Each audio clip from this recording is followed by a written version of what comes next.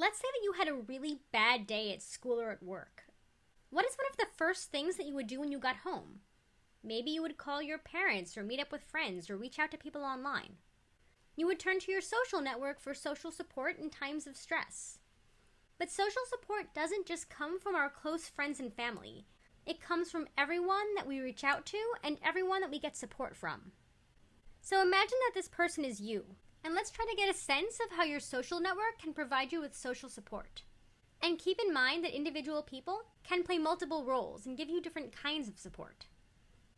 And there are four main kinds of social support, or four kinds of support that we can provide for each other. The first one is emotional support.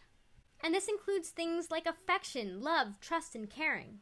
This is the kind of support that involves listening and empathizing. But it can also include physical things like hugs or pats on the back. And it's usually provided by those who are closest to you, so your family and your close friends. The next kind of support is esteem support. And this includes expressions of confidence and encouragement. Things that people say to let you know that they believe in you. And while this can also come from family and friends, it can also come from therapists or coaches or teachers. The next kind of support is informational support. And this includes sharing information with us or giving us advice. And like the other kinds of support, this can also come from your family and friends, but it also comes from that unknown person who wrote that WebMD article about how to deal with the flu. We also have tangible support, and that can include financial assistance, material goods, or services, basically taking some of your responsibilities so that you can deal with other problems. And this kind of support can come from impersonal entities like a bank, but it can also include people who bring you dinner when you're sick or someone who lends you money when you're between jobs.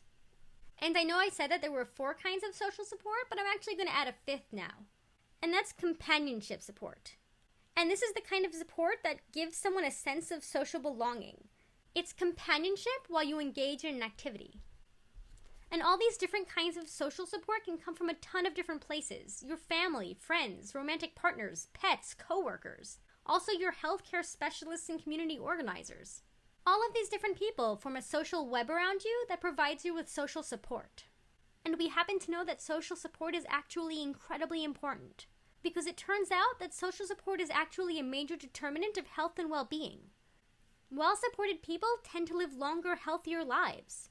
People with high levels of support also experience fewer mental health issues, and are more likely to engage in healthy behaviors like exercise or not smoking.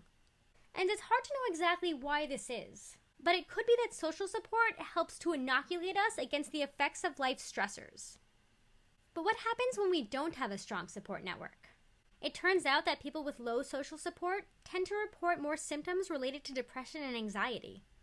They tend to have higher rates of mental disorders and are more likely to have alcohol and drug problems. But I think the most interesting thing is that individuals with low social support actually have a higher risk of death from things like cancer and heart disease. And now that you're aware of all this, you probably see why it's important to pay attention not only to your own social support, but also to the social support that you provide for others. Because just as other people form a web of social support around you, you also help to provide support for everyone in that network.